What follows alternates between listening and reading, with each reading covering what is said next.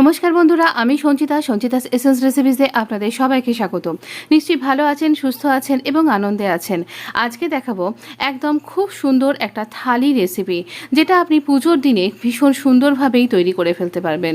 Peanut রোজ rice আর এখানে রয়েছে white chicken gravy. ভীষণ সুন্দর আর খুবই কম তেল মশলা দিয়ে এটা কিন্তু রেডি হয়ে যায়। অবশ্যই বলবেন কীরকম লাগলো, আর ট্রাই করতে কিন্তু একদমই ভুলবেন না। ভীষণ টেম্পটিং আর ভীষণ ইয়ামি, ভীষণ সুন্দর আর খুব তাড়াতাড়ি রান্না হয়ে যাবে। মানে পুজোর দিনে আপনি ঠাকুর দেখতে যাবেন বা আপনার আরও অনেক কাজ আছে, তো সেই সব কিছুর সাথে ভীষণ সুন্দর। আর যে গেস্টকে আপনি খাওয়াবেন বা বাড়ির লোককে, তারা সত্যি ভীষণ বাবু তো বলবেই, আর আপনার নিজেরও অসাধারণ লাগবে। ভীষণ সুন্দর এই কম্বো একটা রেসিপি। চলুন আমরা দেখে নেব এই রেসিপির জন্য আমাদের কি কি লাগছে। এই রেসিপিতে অবশ্যই যখন চিকেন, তখন চিকেন তো লাগছেই। তো আমরা এখানে চিকেন নিয়ে নিয়েছি। এটা ম্যারিনেট করব। আমরা প্রথমে একটু সাদা তেল দিচ্ছি, একটা বড় চামচের সমান সাদা তেল দিলাম, আর দিচ্ছি নুন আর গোলমরিচ। এখানে ঝাল আপনি আপনার মতন স্বাদ অনুযায়ী ব্যবহার করুন, যতটুকুনি ঝাল খেতে আপনি পছন্দ করেন সেই রকম।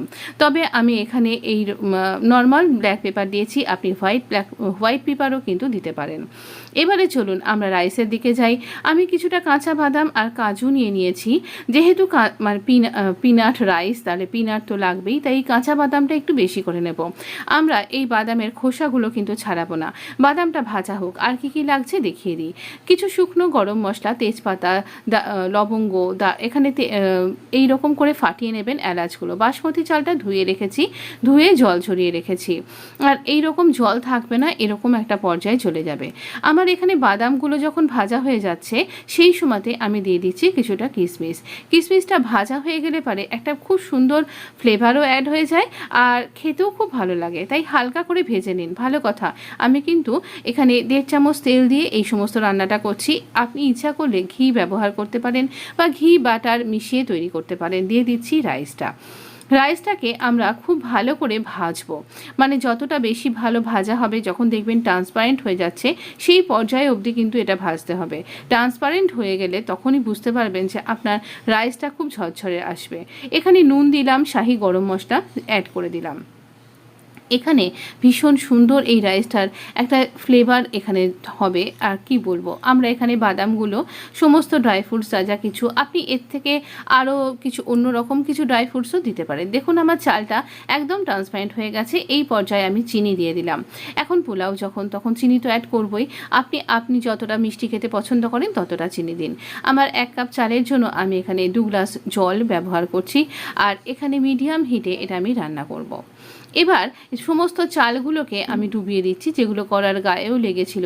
এবারে দিচ্ছি কিছুটা গোলাপের পাপড়ি, কিছুটা রোজ ওয়াটার, আর সামান্য কয়েক ড্রপ মিঠা আতর। এখানে এই গোলাপের পাপড়ি আর এই বাদামের খোসার জন্যই এই সুন্দর কালারটা কিন্তু আসবে।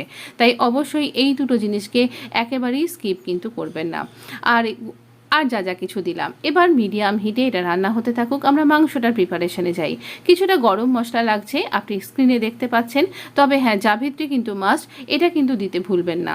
তো এখানে কারণ এই জাভিত্রি আর এই গোলমরিচের জন্য ভীষণ সুন্দর একটা ফ্লেভার আসবে। 2 বড় পেঁয়াজ আর 1 ইঞ্চি আদা আমি ভালো করে পেস্ট করে নিয়েছি। এই পেস্টটা দিয়ে আমরা এটাকে ভালো করে ভেজে নিচ্ছি।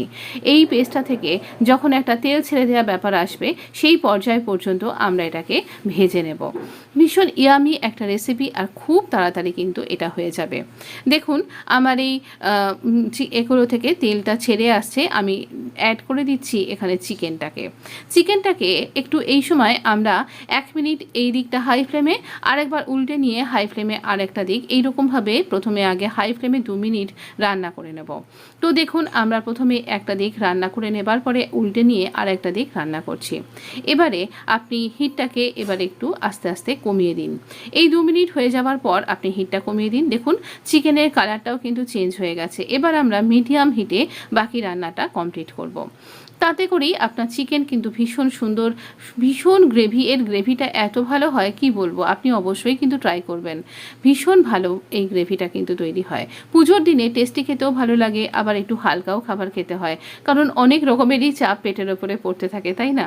বাইরে বেরিয়ে ফুচকাগুলোও তো খেতে হবে। তো এই মিডিয়াম হিটে আমরা এটা রান্না করব। তো এবার দেখুন, আমরা এখানে টক দই নিয়েছি 1 কাপ, সেটাকে ভালো করে মিক্সিতেই ফেটিয়ে নিয়েছি, নিয়ে সেটাকে আমি এখানে যোগ করে দিলাম। এই দইটা দিয়েও আমরা খুব ভালো করে মিশিয়ে নিচ্ছি।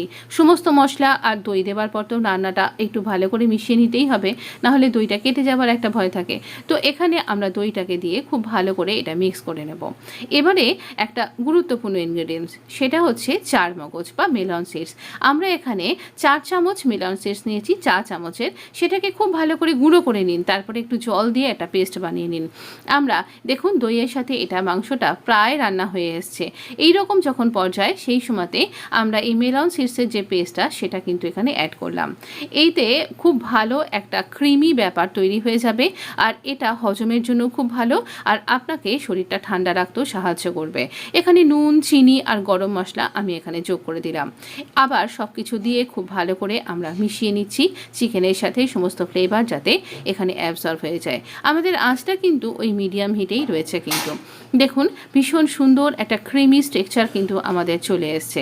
ভীষণ ভালো লাগবে, কিন্তু অবশ্যই ট্রাই করুন, আর ট্রাই করে জানাবেন কেমন লাগছে। এবারে আপনি যতটা ঝাল খেতে পছন্দ করেন সেই মতন কাঁচা লঙ্কা আমি শুধু জাস্ট ফাটিয়ে ফাটিয়ে দিয়ে দিয়েছি।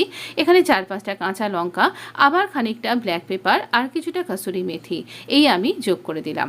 ব্যাস, আমাদের আর অন্য কিছু লাগছে না। কাসুরি মেথির জন্য ভীষণ অনবদ্য লাস্টের একটা ফ্লেভার চলে আসবে। আর দেখুন কালারটাও একটু চেঞ্জ হয়ে গেল না? কাসুরি মেথির একটা অন্য রকমের রং বা গন্ধ থাকে, তার জন্য একটা অন্য রকমের স্বাদ আপনি পাবেন। আমাদের চিকেন কিন্তু রেডি। দেখুন তো কতটা টেম্পটিং। ওপরে পুরো দইয়ের থেকে যে বা মাংসের ফ্যাট থেকে যে তেলটা সেটা ছেড়ে দিয়েছে, আর অসাধারণ ইয়ামি তৈরি হয়ে গেছে। আমি অবশ্যই আপনাকে সার্ভ করে দেখিয়ে দেব কীরকম দেখতে লাগছে। তো এইরকমভাবে ঝরঝরে রাইস আর এরকম সুন্দর একটা চটপটে টেস্টি চিকেন আপনি কবে করছেন আমাকে জানাতে কিন্তু ভুলবেন না। আর আপনার কীরকম লাগলো, ভালো লাগলো নাকি খারাপ লাগলো সেটা জানাতেও কিন্তু ভুলবেন না। আমাদের সার্ভিং হয়ে গেছে। দেখুন ঝরঝরে রাইস, তার সাথে একটা টেম্পটিং চিকেন। অবশ্যই অবশ্যই বানান, আর আমাকে বলবেন কীরকম লাগছে কিন্তু। আর কী ধরনের রেসিপি আপনার পছন্দ সেটাও কিন্তু আমাকে জানাতে ভুলবেন না। এখনও যদি চ্যানেলটা সাবস্ক্রাইব করে না থাকেন তাহলে প্লিজ সাবস্ক্রাইব মাই চ্যানেল, আর অবশ্যই বেল আইকনটা আপনি প্রেস করতে ভুলবেন না। তাহলে আমার সমস্ত রেসিপি, বিশেষ করে পুজোর দিনে বিভিন্ন রেসিপি আসবে, আর সবথেকে বড় কথা বিভিন্ন মিষ্টি রেসিপিও কিন্তু আসতে চলেছে। তাই এখনই সাবস্ক্রাইব করে না রাখলে হয়তো রেসিপিগুলো আপনার মিস হয়ে যেতে পারে। তাই বলবেন কীরকম লাগলো। দেখুন রাইসটাও কতটা ঝরঝরে হয়েছে। অবশ্যই একদিন বাড়িতে এটা ট্রাই করুন। ধন্যবাদ বন্ধু, ভালো থাকুন, সুস্থ থাকুন, হ্যাপি দুর্গাপূজা, আর অবশ্যই সাবস্ক্রাইব মাই চ্যানেল। ধন্যবাদ।